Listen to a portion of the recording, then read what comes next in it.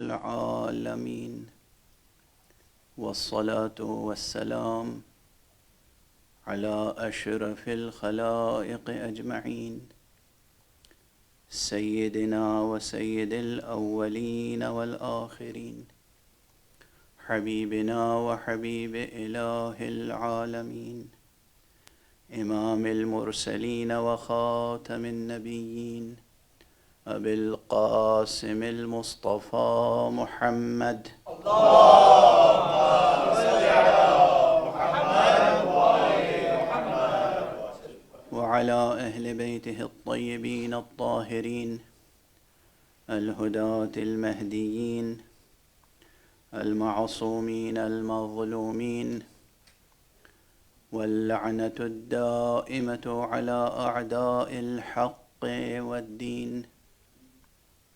أما بعد، فقد قال الله تعالى عز اسمه في محكم كتابه ومتقن خطابه: بسم الله الرحمن الرحيم.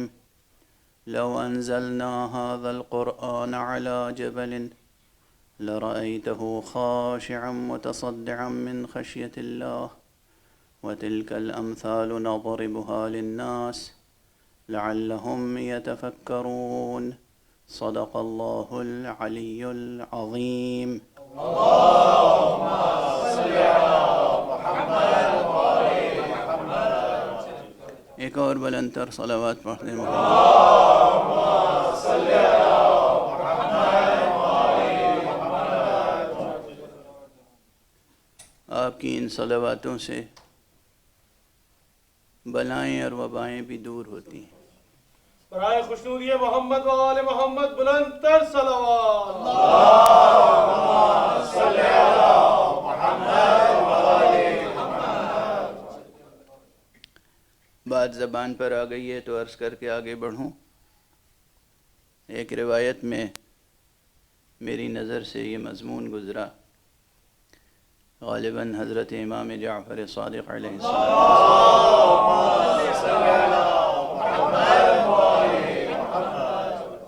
نے صلوات کی معنویت کو بیان کرتے ہوئے فرمایا کہ تم جانتے ہو یہ صلوات کیا ہے؟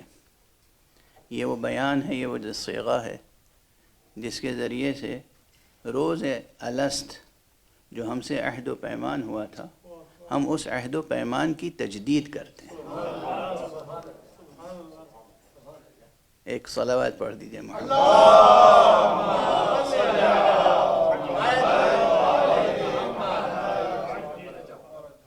کل سے جو گفتگو کا عنوان قائم ہوا ہے وہ آپ حضرات کے اذہان عالیہ میں محفوظ ہوگا: قرآن اور حسین.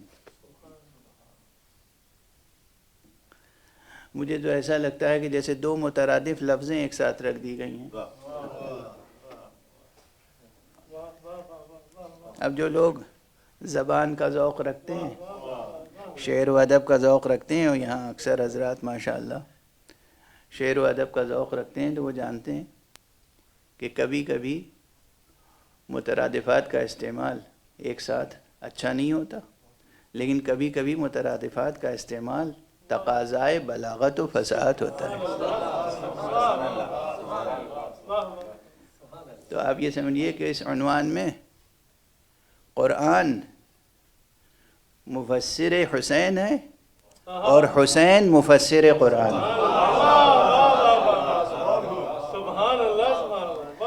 ان دونوں میں رشتہ یہ ہے کہ کہیں کہیں قرآن معرف حسین ہے اور کہیں حسین معرف قرآن.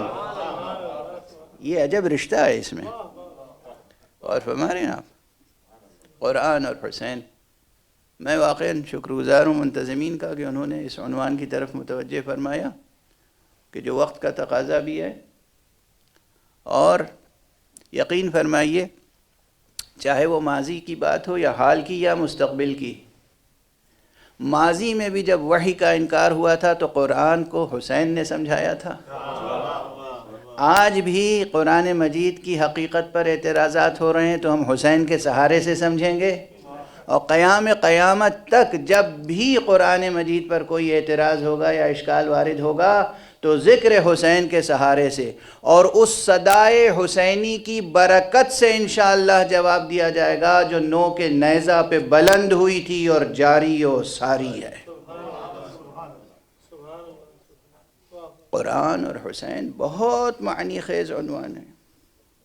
حالانکہ یہ پہلی مرتبہ میں اس عنوان پہ گفتگو نہیں کر رہا ہوں، یہ عرض کر دوں مجھ سے قبل یقیناً بہت سے خطباء نے اور علماء نے اس عنوان پہ گفتگویں کی ہوں گی، اور بعض حضرات نے مقالے بھی لکھے ہوں گے، بعض کتابچے میری نظر سے گزرے بھی ہیں۔ خود میں نے آپ سے عرض کیا تھا کہ تقریباً 35-40 سال پہلے ایک طویل مقالہ میں نے لکھا تھا قرآن اور حسین، لیکن ان مجالس میں جیسا کہ کل عرض کیا آپ کے سامنے، میری کوشش یہ ہے کہ جہاں تک آواز جا رہی ہے اور پیغام پہنچ رہا ہے اور بات سمجھنے کی کوشش کی جا رہی ہے، وہاں تک ایک مختصر اسلوب میں مفصل باتیں آپ تک پہنچا دوں، مختصر اسلوب میں مفصل باتیں، مختصر اسلوب میں مفصل باتیں۔ یہ اعجاز بیان بھی کہیں اور نہیں ملتا سوائے قرآن کے۔ یہ قرآن کا خاص انداز ہے۔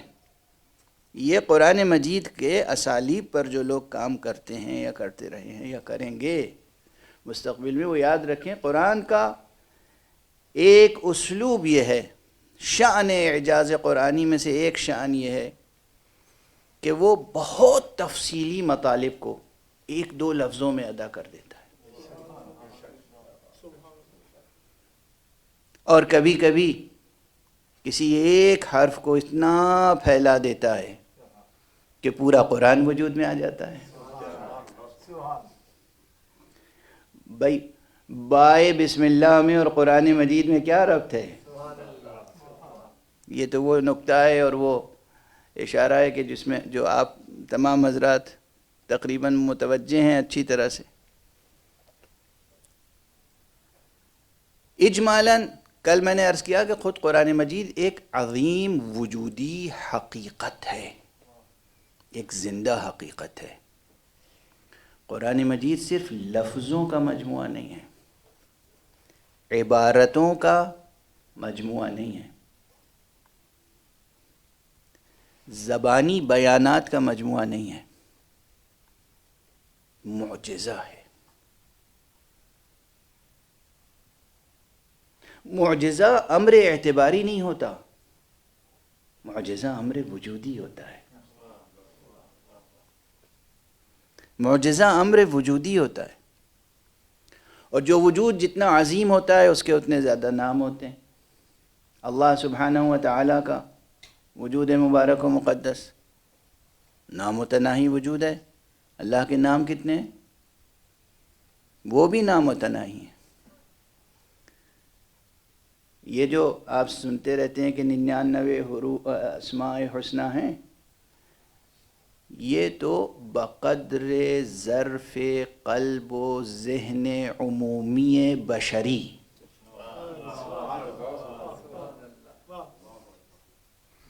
یہ 99 نام سکھا دیے گئے بکمال لطف و رأفت و رحیمیت و رحمانیت الہیہ۔ یہ چند نام سکھا دیے گئے، ورنہ حق سبحانہ و تعالیٰ کے اسماء نامتناہی ہیں، کوئی نہیں گن سکتا۔ اور جو لوگوں نے اسی طرح رسول اللہ صلی اللہ علیہ وآلہ وسلم،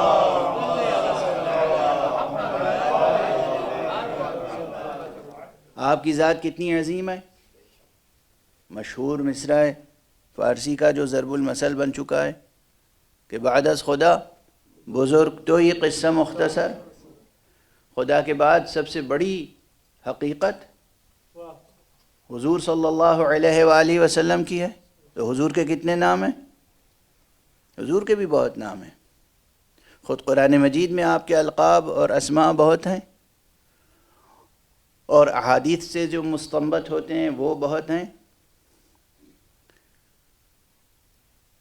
بعض القاب آپ کے ایسے ہیں جو بمنزلہ اسم ہو چکے ہیں، مثلا مصطفیٰ صلی اللہ علیہ وآلہ وسلم،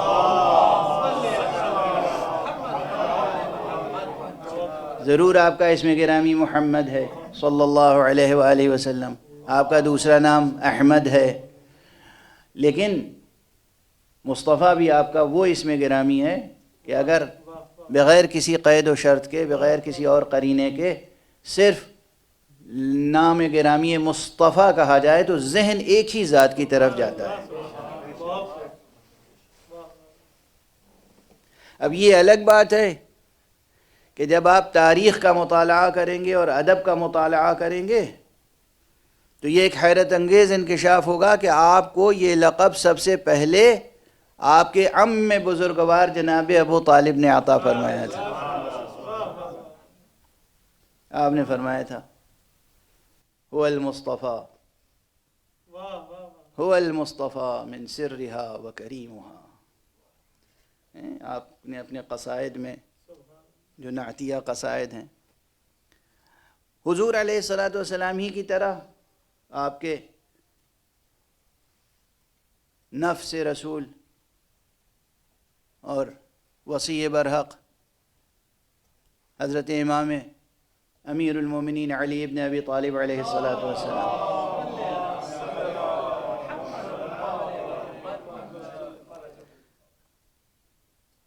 آپ کا اسم گرامی بھی بہت ہے، بہت سے اسماء ہیں آپ کے۔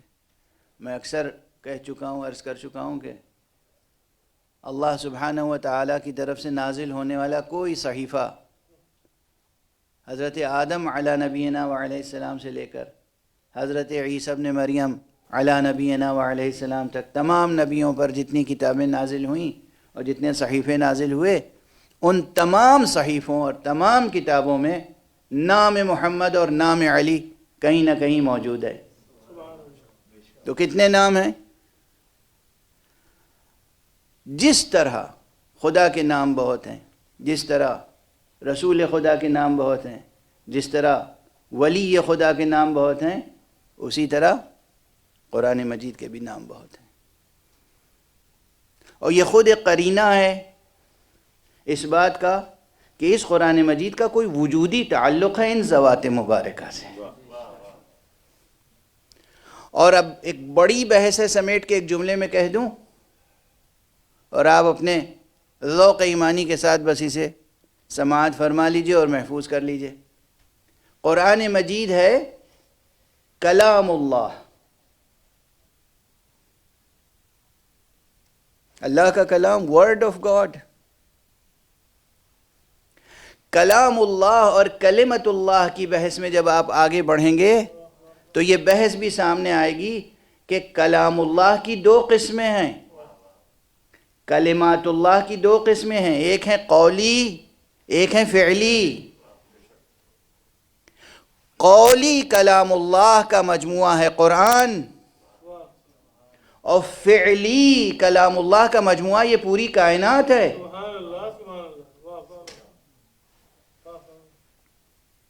کائنات میں جو کچھ بھی آپ دیکھ رہے ہیں یہ حق سبحانہ و تعالیٰ کا کلام فعلی ہے،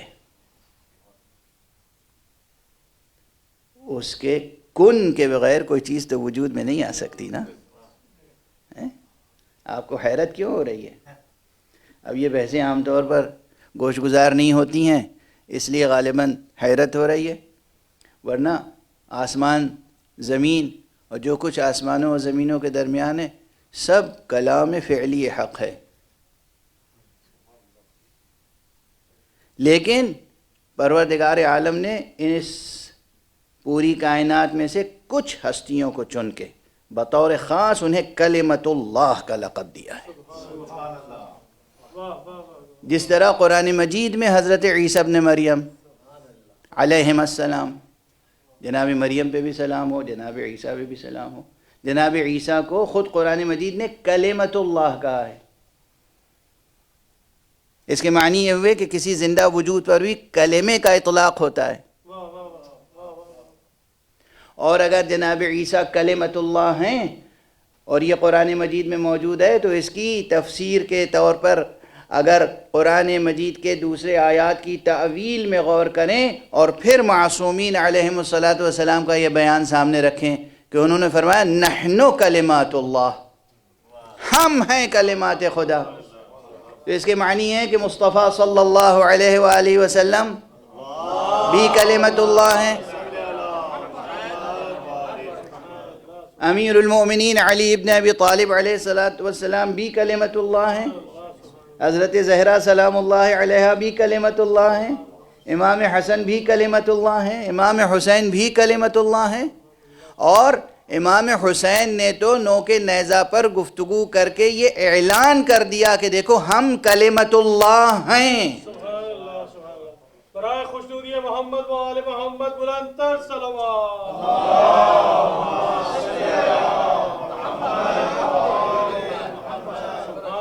بہرحال اب اس قرآن مجید کے اسماء بہت ہیں، بہت سے نام ہیں. میں نے اشارہ کر دیا، آپ میں جس میں ذوق مطالعہ اور تحقیق کا ذوق ہوگا، جستجو ہوگی، وہ مطالعہ کرے گا.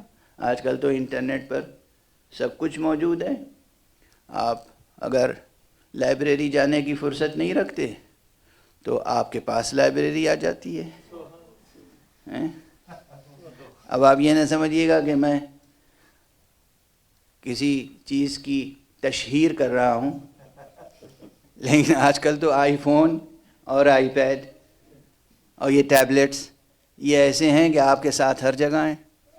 کتاب رکھی ہوئی ہے واشنگٹن کی لائبریری میں اور آپ اپنی کار میں پڑھتے ہوئے چلے جا رہے ہیں، ٹرین میں پڑھتے ہوئے چلے جا رہے ہیں، فلائٹ میں پڑھتے ہوئے چلے جا رہے ہیں. اب علم نہ حاصل کرنے کا کوئی عذر نہیں رہ گیا. یہ بھی ایک لطف حق ہے کہ ہر فرد پر حجت تمام ہو گئی. اب کوئی یہ نہیں کہہ سکتا کہ بات ہم تک پہنچی نہیں تھی، ہمیں موقع نہیں تھا پڑھنے کا، مطالعے کا موقع نہیں تھا، تحقیق کا موقع نہیں تھا. وہ زمانہ گیا جب تحقیق و جستجو کے لیے گھر بار چھوڑ کے اور انسان لائبریریوں میں معتکف ہو جاتا تھا. نہیں، اب تو لائبریریاں آپ کے، اب وہ تعبیر ہمیں تو اچھی ہی نہیں لگتی، لیکن یہی ہے کہ آپ کی جیب میں ہے، سب کچھ آپ کی جیب میں ہے. تو مطالعہ فرمائیں. مطالعے کی اب بس ایک شرط ہے، مطالعہ اسی کا سود مند ہوتا ہے جو تعصب کے بغیر مطالعہ کرے. تعصب کے بغیر، جانبداری کے بغیر، غیر جانبدارانہ مطالعہ. اور یقین فرمائیے کہ غیر جانبدارانہ مطالعہ ہمیشہ انسان کو حق تک پہنچاتا ہے. تو اب یہ موضوع ہے، آپ حضرات تحقیق کریں کہ قرآن مجید کے کتنے نام ہیں اور ہر نام کی تاثیر کیا ہے. اب دوسری، نام کے بعد صاحب نام کی بات ہوتی ہے، نام کے بعد ذات کی بات ہوتی ہے، اسم کے بعد مسمہ کی بات ہوتی ہے. قرآن ہے کیا جس کے اتنے نام ہیں؟ میں کہہ رہا ہوں کہ یہ صرف لفظوں کا مجموعہ نہیں ہے، یہ صرف جملوں کا مجموعہ نہیں ہے. اب اس پر بڑی بحثیں رہی ہیں تاریخ میں. کچھ بحثیں تو اتنی سنگین ہو گئی تھیں کہ اس میں خون ریزیاں ہوئیں، قید و بند کی مصیبتیں لوگوں نے جھیلیں دفاع قرآن میں. میں مسلکی تعصبات سے بہت بلند ہو کر یہ گفتگو کر رہا ہوں. جس نے بھی قرآن مجید کی عظمت کی خاطر ایک ذرہ بھر بھی مصیبت سہی ہے، پروردگار یقیناً اسے جزائے خیر دے گا. تو بہت سے علماء جس طرح بھی ان کا جو بھی عقیدہ تھا، جو بھی، مثلا امام احمد ابن حنبل قرآن مجید کی عظمت و حرمت پر آنچ نہ آنے پائے، بس یہ تھا ان کا جذبہ. چنانچہ طاغوت وقت نے بہت اذیتیں دی، بہت توہین کی ان کی، اور انہوں نے دفاع کیا جو بھی ان کا نظریہ تھا بینہ و بین اللہ۔ چنانچہ یہ بحث تھی اس زمانے میں کہ یہ قرآن حادث ہے یا قدیم، قرآن حادث ہے یا قدیم۔ یہ بحث ابھی بھی کتابوں میں ہے، یعنی علم کلام کی کتابوں میں ہے۔ کبھی کبھی یہ بحث کھینچ کے استطراداً برسبیل تذکرہ علم اصول کی بحثوں میں بھی آ جاتی ہے اور فقہ میں بھی آ جاتی ہے۔ تو کلام و اصول و فقہ، علم عرفان اور فلسفہ و حکمت کے مبانی بالکل الگ ہیں۔ اب یہ لفظیں میں استعمال کر رہا ہوں اہل ذوق کے لیے، جن میں جتنا حوصلہ ہوگا وہ اس کا مطالعہ کریں گے۔ یہ نہ سمجھیے کہ عام اذہان پر کچھ ضرورت سے زیادہ بوجھ ڈال رہا ہوں، اس لیے کہ مجھے یہ یقین ہمیشہ رہا کہ یہ فضائے مجلس ذہنوں کی اور دلوں کی ایسی تربیت کر دیتی ہے کہ کتنی ہی مشکل بحثیں چھیڑی جائیں، یہاں سے تبرک لیے بغیر کوئی نہیں جاتا۔ ایک صلوات پڑھ دیجئے محمد۔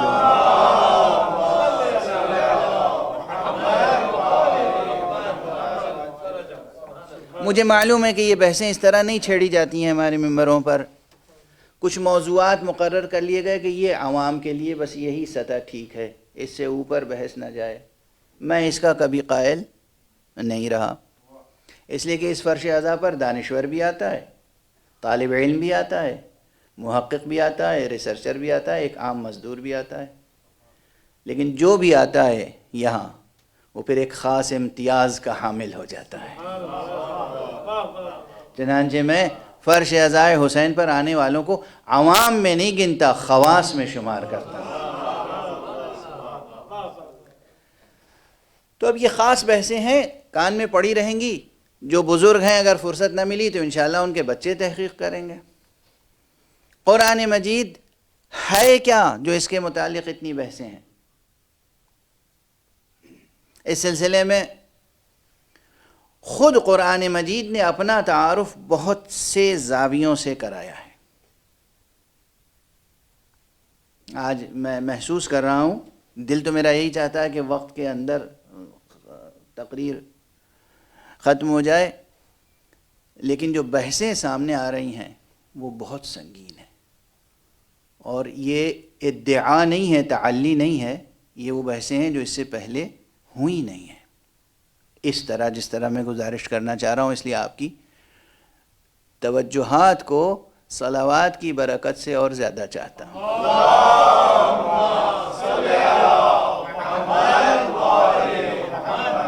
جزاکم۔ قرآن مجید میں نے کہا، اکثر کہا ہے، کہتا آیا ہوں، یہ ایک زندہ وجود ہے، سانس لیتا ہوا زندہ وجود، اسے صرف بے جان لفظوں کا مجموعہ نہ سمجھیں۔ تو پھر ہے کیا بالآخر؟ قرآن مجید سے متعلق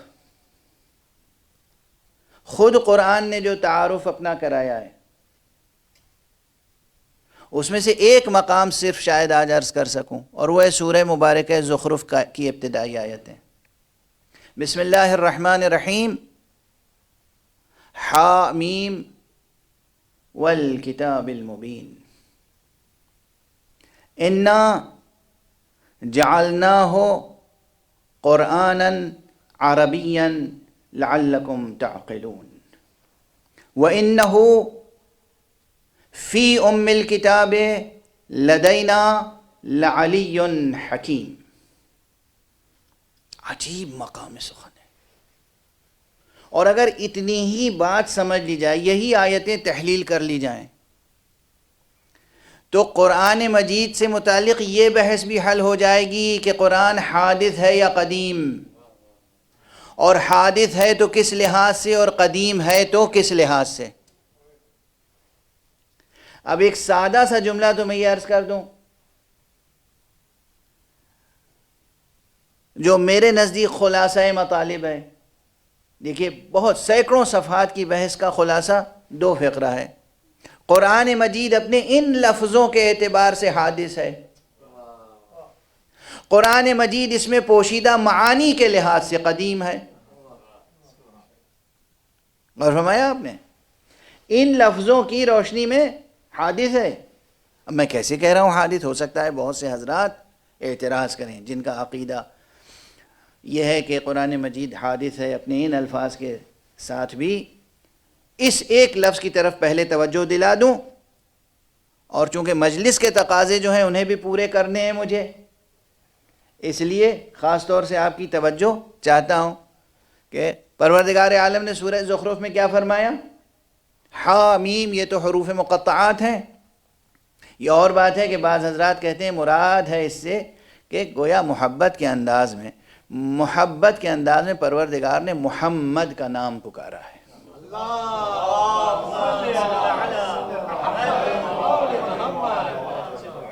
حامیم، اے میرے محمد، والکتاب المبین، قسم ہے کتاب مبین کی. اب میں اس کی تشریح ابھی نہیں کروں گا ورنہ ٹھہر ٹھہر کے رکوں تو ہا پر، میم پر، کتاب پر، مبین پر ہر ایک پہ بحث ہوگی نا، پھر یہ بحث 9 دنوں میں ختم نہیں ہوگی.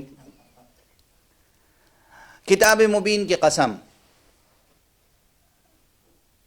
انا جعلناہ قرآنا عربیا لعلکم تعقلون، ہم نے اسے بنایا ہے، ہم نے اسے جعل کیا ہے، ہم نے اسے قرار دیا ہے. جعل کا کلمہ عربی میں اس سیاق و سباق میں جہاں آتا ہے حق سبحانہ و تعالیٰ کی ذات اور مخلوقات کے تعلق سے، وہاں جعل کے معنی ہوتے ہیں کسی بھی شے کا عدم سے وجود میں لانا، ایجاد. جب قرآن مجید میں خدا خود فرما رہا ہے کہ ہم نے اسے جعل کیا ہے تو پھر اسے حادث نہ کہیں گے تو کیا کہیں گے؟ ہر وہ شے جسے خدا نے جعل کیا ہو حادث ہے. اور صرف ایک ذات گرامی ہے جو قدیم ہے، ذات یکتا و یگانہ، ذات احد و صمد، ذات فرد و وتر، اور وہ ذات حق سبحانہ و تعالی ہے. اللہ قدیم. ہم تعدد قدماء کے قائل نہیں ہیں، ایک سے زیادہ قدیم نہیں ہے.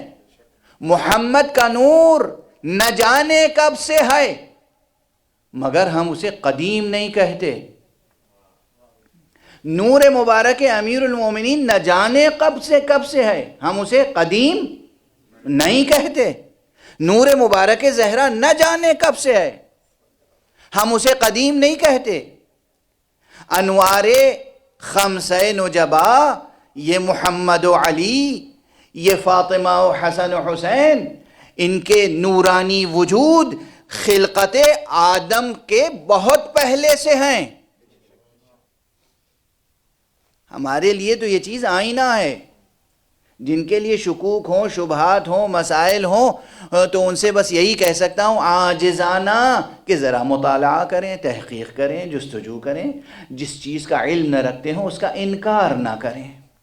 بغیر علم کے انکار کرنا عالم ہونے کی دلیل نہیں، جاہل ہونے کی سند ہے. بغیر علم کے انکار کرنا یا بغیر علم کے اقرار کرنا. اقرار بھی نہ کیجئے، تحقیق کیجئے، جستجو کیجئے، لیکن اگر آپ اقرار نہیں کر سکتے انکار بھی نہیں کر سکتے. ایک فلسفی اور حکیم گزرے ابن سینا. ابن سینا کا یہ جملہ بہت مشہور ہے علمی حلقوں میں. وہ کہتا ہے کہ بغیر دلیل و برہان کسی چیز کا قبول کر لینا یا بغیر دلیل و برہان کسی چیز کا انکار کر دینا، یہ کام، دونوں کام، قبول کریں یا انکار کریں، اس عمل سے انسان انسانیت کے حدود سے خارج ہو جاتا ہے، پھر وہ انسان نہیں رہتا. بغیر دلیل و برہان، بغیر علم قبول کر لے کوئی چیز، مان لے، بغیر دلیل و برہان، بغیر ایویڈنس کے، پروف کے، آرگومنٹ کے انکار کرے، تب بھی وہ انسان نہیں ہے، کچھ اور ہوگا. بہرحال جستجو شرط ہے، انکار نہ کیجیے. تو نہ جانے کب سے ہیں یہ انوار قدسیہ، مگر ہم انہیں قدیم نہیں کہتے، اس لیے کہ حق سبحانہ و تعالیٰ کے مخلوق ہیں، مخلوق ہیں. قرآن مجید کے لیے اللہ خود فرما رہا ہے کہ انا جعلناہ قرآنا عربیا لعلکم تعقلون، ہم نے اسے بنایا ہے قرآن عربی۔ ٹھہر جائیے یہاں پر، دوسری آیت کیا ہے اس کے فوراً بعد؟ وَإِنَّهُ فِي أُمِّ الْكِتَابِ لَدَيْنَا لَعَلِيٌّ حَكِيمٌ، اور بے شک یہ یعنی یہی قرآن، فی ام الکتاب، ام الکتاب میں۔ اب معلوم ہوا کہ جو لوگ ہر جگہ ام الکتاب کو بھی قرآن ہی کہتے ہیں یہ خطا ہے۔ ام الکتاب ظرف ہے اور قرآن اس میں مظروف۔ یہ قرآن ام الکتاب میں کیا ہے؟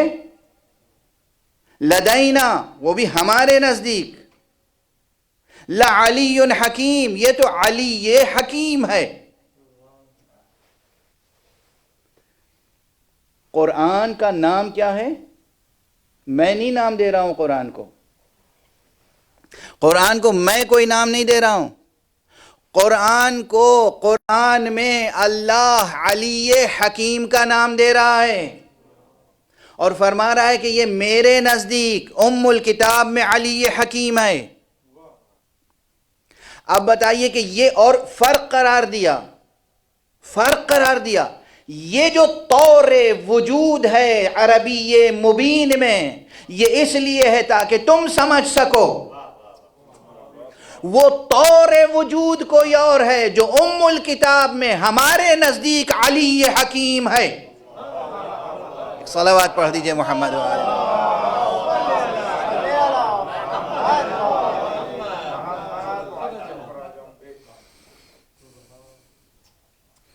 بھئی یہ جو ترکیب آ گئی زبان پر نا طور وجود کی، اس کی طرف تھوڑا سا اشارہ کر دوں۔ ظاہر ہے آپ میں سے ہر ایک فلسفے کا طالب علم نہیں ہوگا، لیکن یہ فلسفے کی ابتدائی تعلیمی کتابوں میں یہ بحث آتی ہے کہ اطوار وجود یعنی فیزز آف ایگزسٹنس یہ 4 ہیں۔ یہ ایک عام سا مقولہ ہے، میں اس سے متفق نہیں ہوں، میں اس سے تقریباً وہی 30-32 سال پہلے انکار کر چکا ہوں کہ یہ ایک غلط اسٹیٹمنٹ ہے۔ اور یہ بھی نہیں کہ جو بعض حکماء نے کہا 5 ہیں اور 6 ہیں اور 7 ہیں، نہیں، اطوار وجود نامتناہی ہیں، اطوار وجود نامتناہی ہیں۔ بہت سنگین بحث ہے، مجھے معلوم ہے۔ حوزہ علمیہ قم میں ایک تقریر میں نے عرض کر دیا تھا تو ظاہر موضوع بن گیا تھا بحث کا، اور بننا ہی چاہیے۔ نہ 4 نہ 6 نہ 5 نہ 7، مثلا جناب ملا صدرہ کے لیے کہا جاتا ہے کہ انہوں نے کہا 7 اطوار وجود ہیں، یہ بھی نارسائی ہے۔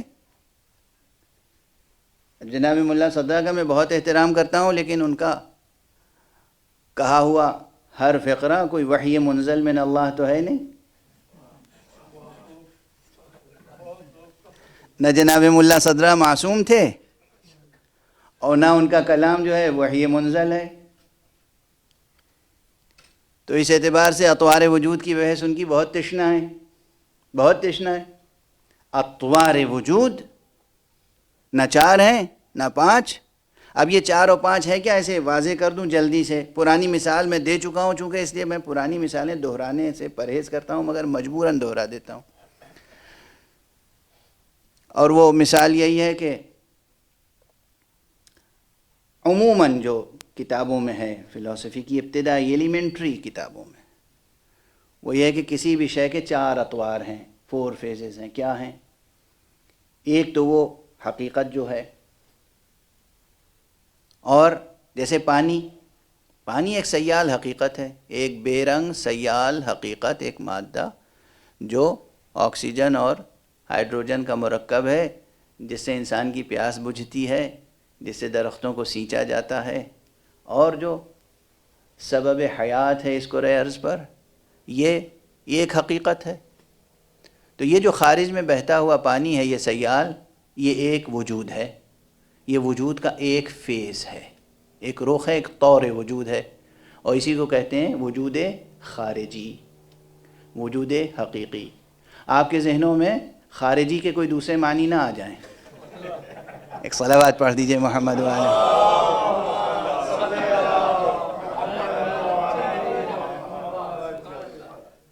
کائنات کی ہر چیز خارجی ہو سکتی ہے مگر پانی خارجی نہیں ہو سکتا. پانی تو استعارہ ولایت ہے، پانی تو استعارہ علم ہے، پانی تو استعارہ ہدایت ہے، پانی تو استعارہ حیات ہے، بلکہ سبب حیات ہے اس کرۂ ارض پر، مفید حیات ہے. تو یہ پانی، اس کے کہتے ہیں اصطلاح فلسفہ میں وجود خارجی یا وجود حقیقی.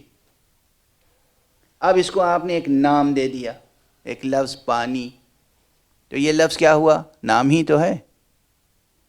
لیکن جب یہ نام دے دیا اور یہ مستقر ہو گیا، معلوم ہوا کہ یہی نام ہے اس کا، تو جب بھی آپ پانی کہیں گے تو آپ کے ذہن میں وہ پانی آ جائے گا، یعنی اس کی ماہیت آ جائے گی. جیسے میں نے ابھی کہا پانی، اور آپ کے ذہنوں میں پانی کا تصور آ گیا، ماہیت آ گئی. تو یہ جو لفظ ہے جو زبان سے ادا ہوا، اسے لفظ کہتے ہیں. تو یہ ایک طور وجود ہے اسی کا، اسی پانی کا ایک فیز ہے. اور یہ فیز کون سا ہے؟ وجود لفظی.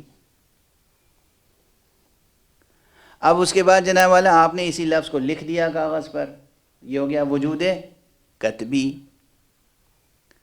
اور یہ وجود کتبی پڑھ کر یا وجود لفظی سن کر یا وجود خارجی دیکھ کر آپ کے ذہن میں جو پانی کی ماہیت آ گئی، پانی کا تصور آیا، یہ ہے وجود ذہنی.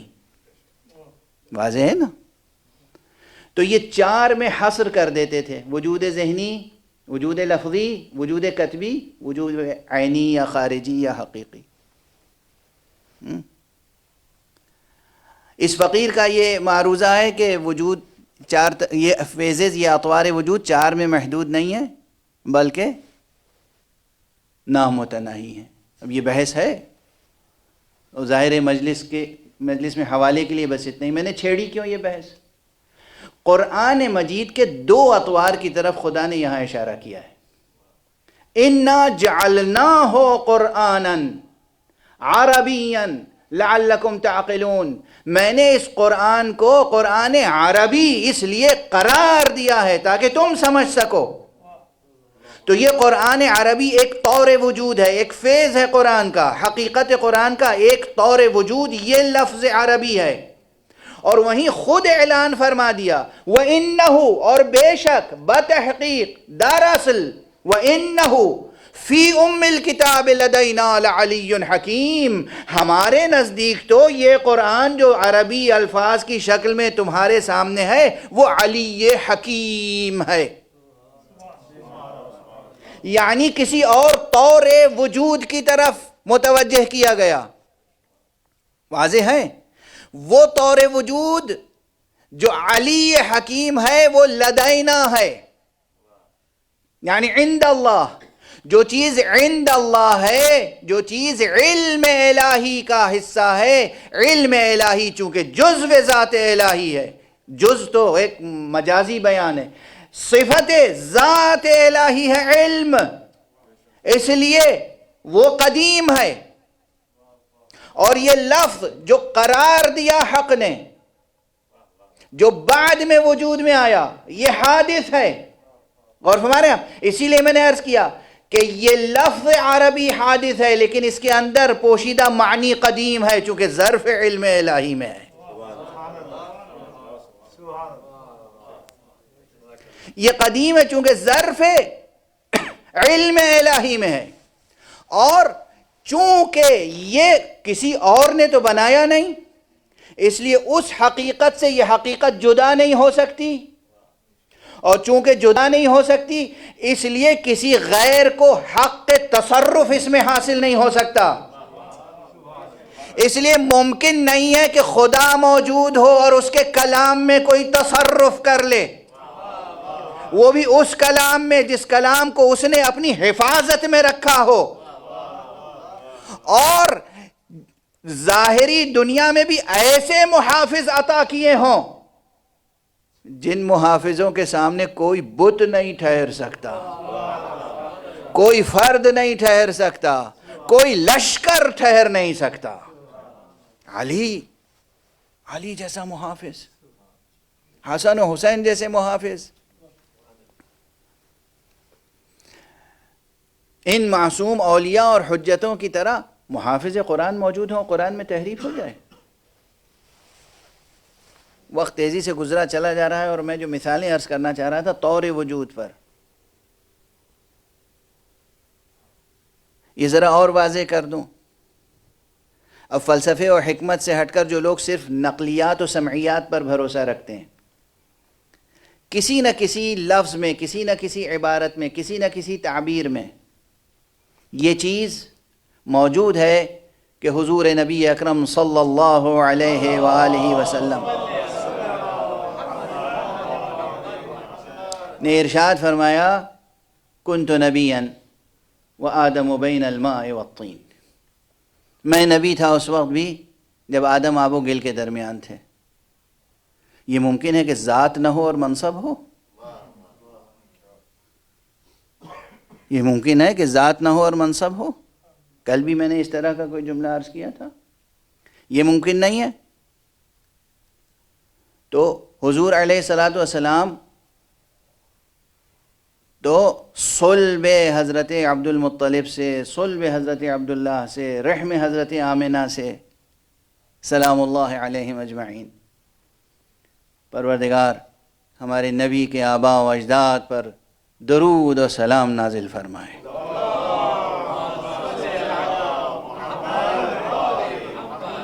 اس لیے کہ یہ ایک حقیقت ہے ہمارے نزدیک ثابت، جس کے نزدیک ثابت ہو نہ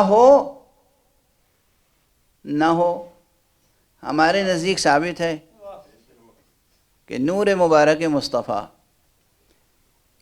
کسی ایسے صلب میں نہیں آیا اور کسی ایسے رحم میں نہیں آیا جو صلب اور جو رحم نور ایمان سے منور نہ تھا اور طہارت توحید سے مطہر نہ تھا۔ ہمیشہ یہ نور منتقل ہوتا رہا پاک و پاکیزہ صلبوں میں اور رحموں میں۔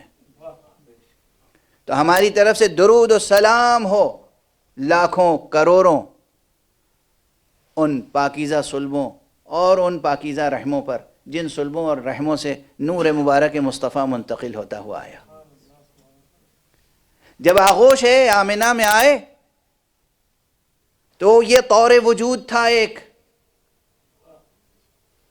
جب رحم آمنہ میں تھے تو ایک دوسرا طور وجود تھا، جب صلب عبداللہ میں تھے تو ایک اور طور وجود تھا، جب خود آدم بھی نہ تھے، حوا بھی نہ تھیں، وہ ابھی آب و گل کے درمیان تھے، اس وقت مصطفیٰ کا طور وجود کیا تھا۔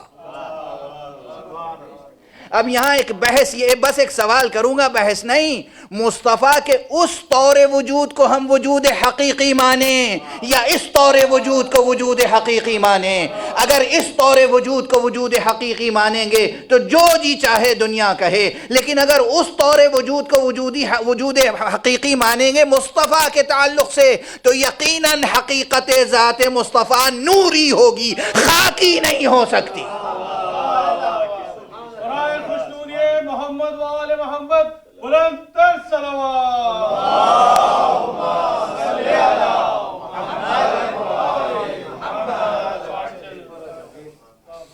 حضور نے فرمایا ہے نا، اب یہ اطوار وجود کی بحث میں آئے گی یا نہیں؟ یہ بات آئے گی۔ آخر وہ کون سا طور وجود تھا؟ فرمانے کنت نبیًا، میں اس وقت نبی تھا جب ابھی آدم آب و گل کے درمیان تھے۔ اور یہ تو میں اس سے پہلے بھی عرض کر چکا ہوں کہ جس طرح حضور کا ارشاد گرامی ہے کہ کنت نبیًا وآدم بین الماء والطین، بالکل اسی طرح امیر المومنین، امام المتقین، قائد الغر المحجلین، قاتل المشرکین، امیر المؤمنین علی ابن ابی طالب علیہ الصلاۃ والسلام،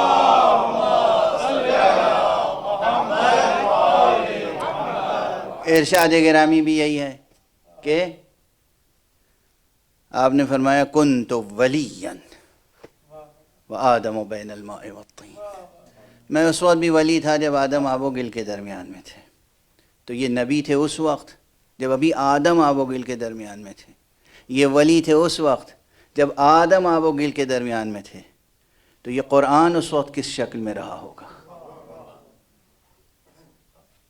ابھی عرب قوم وجود میں نہیں آئی، ابھی عربی زبان نے تشکیل نہیں پایا، ابھی عربی زبان کی تشکیل نہیں ہوئی، ابھی عربی زبان کی تشکیل نہیں ہوئی. عام انسانیات کا مطالعہ کیجئے، لسانیات کا مطالعہ کیجئے، ہیں ٹھیک ہے نا.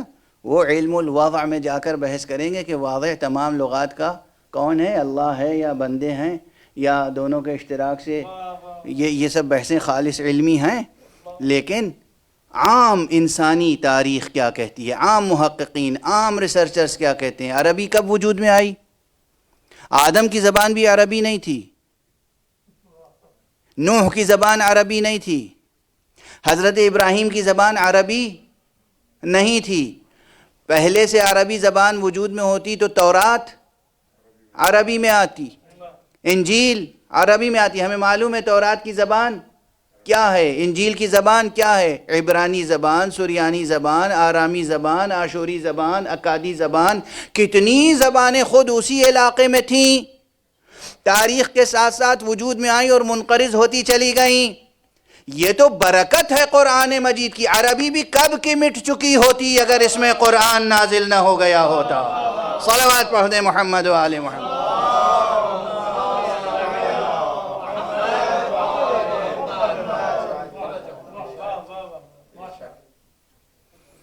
یہ برکت قرآنی ہے کہ عربی زبان اپنے پورے جاہ و جلال و جمال کے ساتھ اور کمال کے ساتھ، اپنے پورے وجود کے ساتھ موجود ہے. لیکن بہرحال یہ اس وقت جو قرآن تھا، اگر محمد نبی تھے تو ان کے پاس قرآن تھا یا نہیں؟ سوال ہے. اگر علی ولی تھے اور ولی مصطفیٰ تھے، وصی مصطفیٰ تھے، تو ان کے پاس علم قرآن تھا یا نہیں؟ علم الکتاب تھا یا نہیں؟ غور فرما رہے ہیں یہ بحث. ایک حقیقت کو ماننے سے بہت سی حقیقتوں کو ماننا پڑتا ہے، اور ایک حقیقت کو مان لینے سے بہت سی بے حقیقت باتوں کا انکار آسان ہو جاتا ہے.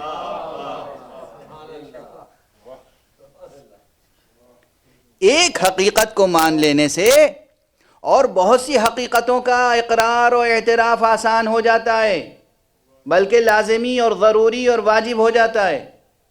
اور ایک حقیقت کو مان لینے سے بہت سی بے حقیقت باتوں کا انکار آسان ہو جاتا ہے، توہمات سے بچ جانا آسان ہو جاتا ہے.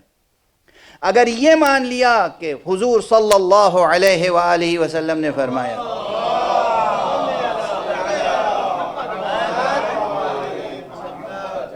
کنت نبیا وآدم بین الماء والطین، تو نبوت مصطفیٰ کا تو انحصار ہی قرآن پر ہے.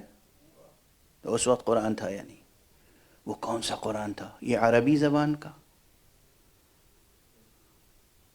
کس شکل میں تھا، کس رسم الخط میں تھا، تلفظ کے حوالے سے کن اصوات میں تھا؟ میں سوالات قائم کر رہا ہوں، شاید اس سے پہلے یہ سوالات قائم نہ کیے گئے ہوں، بلکہ یقین ہے کہ نہیں قائم کیے گئے.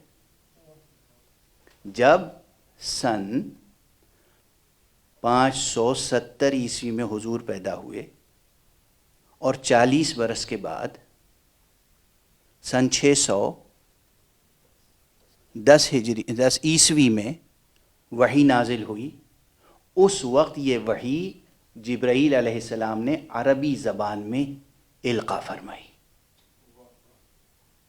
کیونکہ سامع اور مخاطب عرب تھے. حضور کو پیغام کہاں پہنچانا تھا، کن تک براہ راست؟ یعنی مخاطب اول حضور کے کون تھے؟ عرب.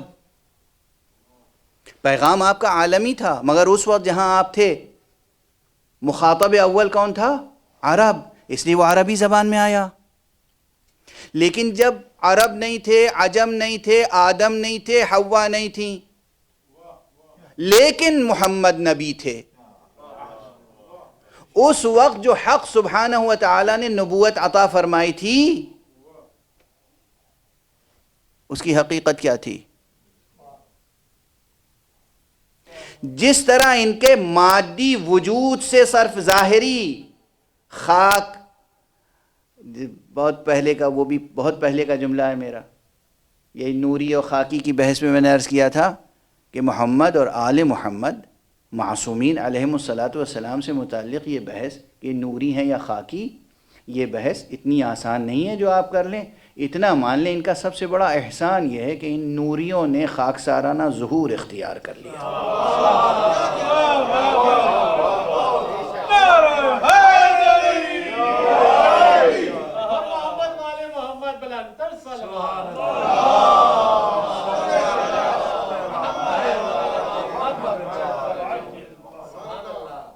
ان نوری مخلوقات نے خاکسارانہ ظہور اختیار کر لیا۔ یہ ان کی سب سے بڑی قربانی تھی، یہ ان کا سب سے بڑا لطف تھا، کرم تھا، احسان تھا، ہم جیسے خاکیوں کو عالم نور تک لے جانے کے لیے۔ عالم نور سے آئے خاک پر تاکہ ہم خاکیوں کو عالم نور تک لے جائیں۔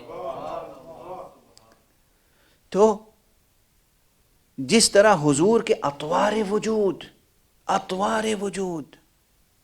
ایک یہ طور وجود ہے، اسے ہم حقیقی کہیں یا اس طور وجود کو حقیقی کہیں؟ جواب نہیں دے رہا ہوں ابھی، کبھی کبھی سوال اتنا لذیذ ہوتا ہے کہ جواب دے کر اس لطف و لذت اور حظ کو اور شیرینی کو ختم کرنے کا دل نہیں چاہتا۔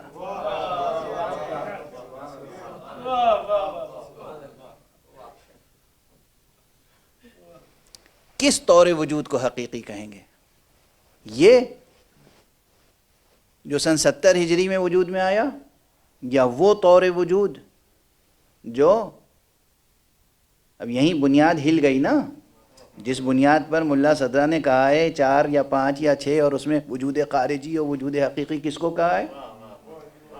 بنیاد ہل گئی نا۔ ہم کس طور وجود کو حقیقی کہیں، کسے اعتباری کہیں، کسے مجازی کہیں؟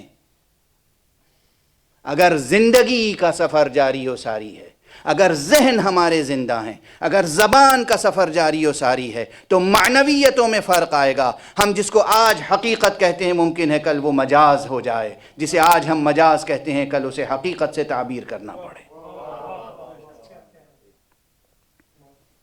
وہ ایک طور وجود تھا، حضور وجود رکھتے تھے اور فرماتے تھے کہ میں موجود تھا جب آدم آب و گل کے درمیان تھے۔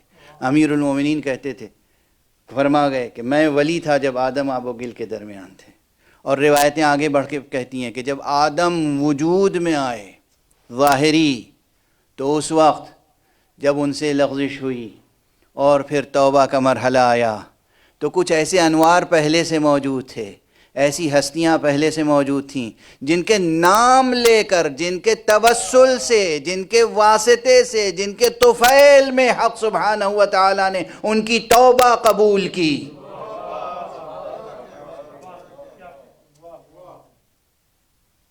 ہمارے ہاں یہ چیزیں حقیقت ہیں۔ جو حضرات مکتب اہل بیت کے ان افادات اور حقائق اور معارف سے آشنا نہیں ہیں، انہیں مکتب اہل بیت کا مطالعہ کرنا چاہیے، روایات اہل بیت۔ وہ کون تھیں ہستیاں؟ جب تمام ملائکہ کو سجدہ آدم کا حکم دیا گیا تھا تو وہ اس حکم سے مستثنیٰ تھیں۔ وہ کون سی ہستیاں تھیں؟ کون سے انوار تھے؟ اور وہ کون سا طور وجود تھا؟ اور اس طور وجود کو حقیقت سے تعبیر کریں گے، وجود حقیقی کہیں گے یا وجود ذہنی، وجود لفظی، وجود کتبی، وجود وہمی، وجود خیالی، وجود حسی، کیا کیا تعبیریں ہیں؟ ظاہر ہے میں کہہ چکا کہ وجود کے اطوار نامتناہی ہیں، دلائل کے ساتھ عرض کیا ہے میں نے۔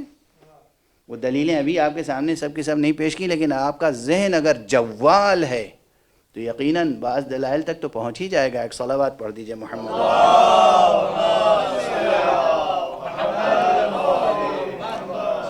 میرے خیال ہے ضرور یہ بحث ذرا دقیق ہو گئی اور ابھی بحث کا حق ادا نہیں ہوا، لیکن بہرحال یہ بحث آئی کیوں؟ چونکہ خود قرآن مجید کے دو اطوار وجود کا تعارف حق سبحانہ و تعالیٰ کرا رہا ہے. ایک انا جعلنا ہو، جعل کہتے ہیں یہ عدم سے وجود میں لانا، یہ ہے جعل. ابھی اس بحثوں میں نہیں پڑھوں گا کہ جعل بسیط کیا ہے اور جعل مرکب کیا ہے اور جعل بالذات کیا ہے اور جعل بالعرض کیا ہے اور جعل بالذات کی کتنی قسمیں اور جعل بالعرض کی کتنی قسمیں. یہ بحثیں یہ ممبر شاید متحمل نہیں ہے، لیکن اصطلاحیں اس لیے سنا دیں تاکہ ذوق بیدار ہو جائے. اصطلاحیں اس لیے سنا دیں کہ کلیدیں فراہم ہو جائیں مطالب کی. ٹھیک ہے؟ تو جعل کی، لیکن سادہ سی بات، جعل یعنی عدم سے وجود میں لانا. حق سبحانہ و تعالیٰ جب کسی شے کو کہے انا جعلنا، ہم نے اسے عدم سے وجود میں لا کر وجود بخشا، اسے موجود بنایا. کس شکل میں؟ انا جعلناہ قرآنا عربیا لعلکم تعقلون، تاکہ تم سمجھ سکو. لیکن حقیقت کیا ہے؟ حقیقت یہ ہے وَإِنَّهُ فی ام الکتاب لدینا لعلی حکیم. اس کی حقیقت بہت بلند ہے. عام ترجمہ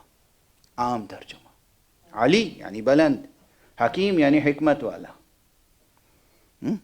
یہاں پر برسبیل تذکرہ عرض کر دوں کہ جو عربی زبان کا ذوق رکھتے ہیں وہ یہ سمجھتے ہیں کہ عموماً یہ ایک استثناء ناپذیر کلیہ نہیں ہے، یعنی ایسا نہیں کہ اس میں ایکسیپشنز نہ ہو، لیکن عموماً فعیل کے وزن پر حکیم، رحیم، مجید، کریم، رحیم، یہ اوصاف جو آتے ہیں ذی روح اور زندہ کے لیے آتے ہیں، بے جان کے لیے نہیں آتے.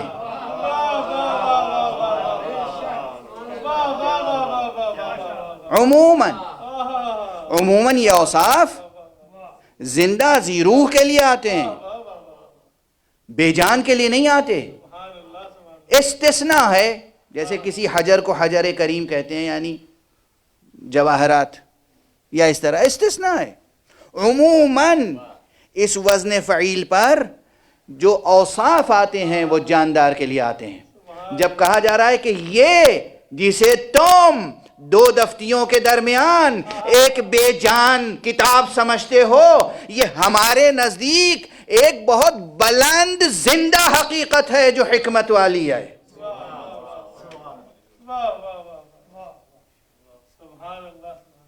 اب بتائیے اگر اسی انداز سے گفتگو ہوگی تو پھر قرآن مجید سے متعلق مطالب کا احساء تو کیا، بلکہ بہت سے مطالب کی طرف اشارات بھی رہ جائیں گے. ان بس آج عنان سخن کو اور زمام کلام کو روکتا ہوں اور دامن سخن کو سمیٹتا ہوں. آج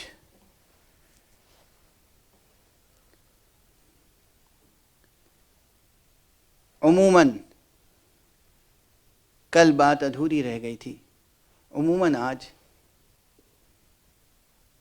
مفسر قرآن اور مفسر من القرآن، مفسر بالقرآن، معرف قرآن و معرف بالقرآن، آج جان قرآن، صدائے قرآن، حضرت ابو عبداللہ الحسین علیہ السلام کا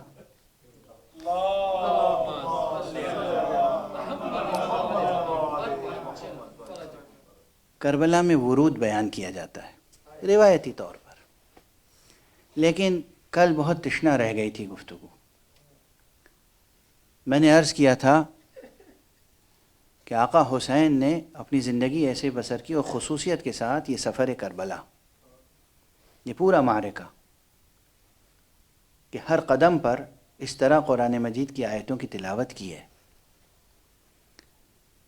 تاکہ دنیا یاد رکھے درباری، سیاسی، قلم فروش، سخن فروش، ضمیر فروش مورخوں کے ذریعے سے حسین علیہ السلام کی سیرت کو اخذ نہ کیا جائے، قرآن مجید کی آیتوں کے سہارے سے سمجھا جائے۔ چنانچہ جب آپ مدینہ منورہ سے نکل رہے تھے اس وقت بھی آپ قرآن مجید کی ایک تلاوت بلند آواز سے کر رہے تھے، فرما رہے تھے فخرج منها خائفا يترقب قال رب نجنی من القوم الظالمین۔ یہ وہ فقرہ ہے جو جناب موسیٰ جب چل رہے تھے، جناب موسیٰ نے جب ہجرت کی تھی مدین کی طرف، اس وقت ارشاد فرمایا تھا۔ اس کے معنی یہ ہے کہ قرآن مجید کی آیت تلاوت فرما کے حسین بتا رہے ہیں کہ دیکھو میرا سفر پیغمبرانہ اہداف کے لیے ہے، میرا سفر بہت بلند اہداف کے لیے ہے۔ اور اس کے بعد یہ بھی ہے روایتوں میں کہ جب مکہ قریب آیا تو پھر آپ نے وہ آیت تلاوت فرمائی کہ جو جناب موسیٰ نے اس وقت تلاوت فرمائی تھی جب مدین پہنچے تھے، وَلَمَّا تَوَجَّهَ تِلْقَاءَ مَدْيَنَ قَالَ عَسَى رَبِّي أَن يَهْدِيَنِي سَوَاءَ السَّبِيلِ۔ حسین تلاوت کرتے ہوئے آگے جا رہے ہیں، یعنی آہنگ سفر حسینی آہنگ وحی الہی ہے۔ اب وقت اس سے زیادہ نہیں کہ میں ترجمہ کروں، تفسیر کروں، اس کے مضمرات کی طرف اشارہ کروں، لیکن ٹھہر کے 2-3 جملے عرض کروں۔ کل میں نے عرض کیا تھا نا کہ حسین اپنے نانا کی قبر سے جدا ہوئے تھے، لیکن کس طرح؟ اب آپ کے تقاضائے عزاداری کو پیش نظر رکھتے ہوئے میں سوال قائم کر رہا ہوں۔ دیکھیے کبھی تفصیلات روایت میں ہوتی نہیں ہیں، مگر یہ بتائیے ایسے پرآشوب ماحول میں آقا حسین جب ماں کی قبر پہ گئے ہوں گے تو کیا تنہا گئے ہوں گے؟ جب بھائی کی قبر پہ گئے ہوں گے تو کیا تنہا تشریف لے گئے ہوں گے؟ آقا حسین جب نانا کی قبر پہ گئے ہوں گے تو تنہا گئے ہوں گے؟ کچھ بھی ہو مگر یہ ممکن نہیں ہے کہ غلاموں کی طرح ساتھ ساتھ رہنے والا بھائی وفادار عباس ساتھ میں نہ۔ اب چشم تصور کو ذرا واہ کر لیجئے، اب تاریخ کی کتابوں میں نہ ڈھونڈیے، آپ مجھے بتائیے جب آقا حسین چلے ہوں گے گھر سے تو کیا عباس ساتھ نہیں رہے ہوں گے؟ کیا علی اکبر ساتھ نہیں رہے ہوں گے؟ یعنی ان دو ہستیوں کے لیے تو تصور بھی نہیں کیا جا سکتا کہ آقا کو تنہا چھوڑ دیا ہوگا۔ بس آپ کی آوازیں بلند ہیں تو میں ایک جملہ کہوں، آقا حسین نے تو اپنے نانا کی قبر مبارک پہ رخسار رکھ کر خوب گریہ کیا، اور جو نانا سے گفتگو ہوئی وہ بیان کیا، مگر کیا روح پیغمبر نے روح عباس کو مخاطب نہ کیا ہوگا؟ کیا روح مصطفیٰ نے اپنے ہم شکل شبیہ پیغمبر علی اکبر کے قلب کو مخاطب نہ کیا ہوگا؟ ارے ہائے وہ روایتیں ہم تک نہیں پہنچی کہ روح مصطفیٰ نے علی اکبر کو کیا کیا تلقین فرمائی۔ آپ کی آوازیں بلند ہیں۔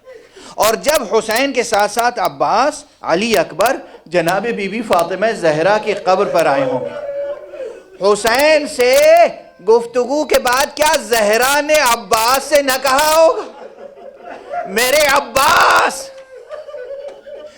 عباس دیکھو جب تک تمہارا دم سلامت رہے میرے حسین کا خیال رکھنا۔ وقت بالکل تمام ہو چکا مگر میں ایک سوال اور کرنا چاہ رہا ہوں۔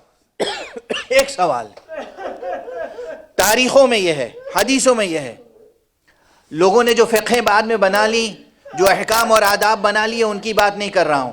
تاریخوں میں ہے کہ جناب حمزہ کی قبر پر بی بی فاطمہ زہرا جایا کرتی تھی، یعنی قبر پر خواتین کا جانا منع نہیں ہے۔ فاطمہ جناب حمزہ کی قبر پر جا کر گریہ کرتی تھی، فاطمہ زہرا اپنے بابا کی قبر پہ جا کے گریہ کرتی تھی، یہ بتائیے وہ فاطمہ جو بابا کی قبر پہ جاتی ہوں، وہ فاطمہ جو جناب حمزہ کی قبر پہ جاتی ہوں، جب فاطمہ کی بیٹی مدینے سے نکل رہی ہوگی، کیا ثانیہ زہرا زینب نے نانا کو آخری سلام نہ کیا ہوگا؟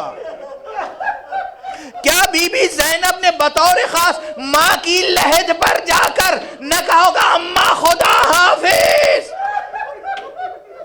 بس ایک یہ وقت ہے تاریخ میں جب زینب کے سر پہ چادر ہے، چہرے پر نقاب ہے، نانا کی قبر پہ آ کے کہہ رہی ہوں گی خدا حافظ، مادر گرامی سے کہہ رہی ہوں گی خدا حافظ، اور ایک وہ زینب کا سلام ہے جب کربلا سے واپس آئی ہیں اور شانوں پر رسن کا نشان ہے، کس طرح کا ہوگا؟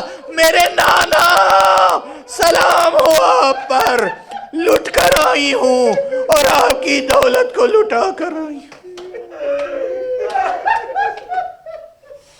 انا للہ وانا الیہ راجعون، رضا بقضائہ وتسلیما لامرہ۔ پروردگار ہمیں علوم قرآن اور معارف اہل بیت سے آشنا فرما۔ پروردگار ہمیں ارباب عصمت کے مبارک کردار، ان کی سیرت اور سوانح کے چھپے ہوئے واقعات سے بھی آشنا فرما۔ پروردگار ہمیں ہمیشہ اس دنیا میں ارباب عصمت کے کردار کے انوار میں زندگی بسر کرنے کی توفیق عطا فرما۔ معبود پروردگار اس معاشرہ انسانی میں اور معاشرہ مسلمین میں علماء حق کا وجود برقرار رکھ، مراجع دین کی حفاظت فرما، بالخصوص آیت اللہ العظمیٰ سید علی حسینی سیستانی کی حفاظت فرما۔ پروردگار رہبر انقلاب اسلامی ولی فقیہ آیت اللہ العظمیٰ سید علی حسینی خامنی کی حفاظت فرما۔ پروردگار تمام انسان